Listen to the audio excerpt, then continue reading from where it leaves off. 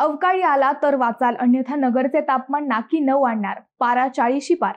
अहिल्यानगरमध्ये उष्णता चांगलीच वाढली आहे.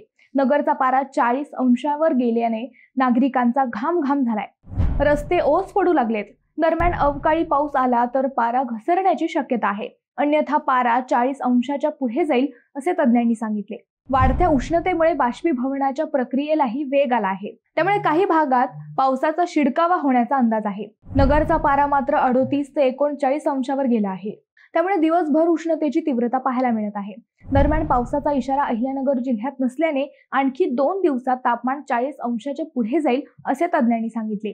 त्यामुळे नगरकरांनी स्वतःची काळजी घ्यावी. शक्यतो दुपारी 1 ते 4 या वेळेत बाहेर जाणे टाळावे. भरपूर पाणी प्यावे. तहान लागलेली नसली तरीही पाणी प्यावे.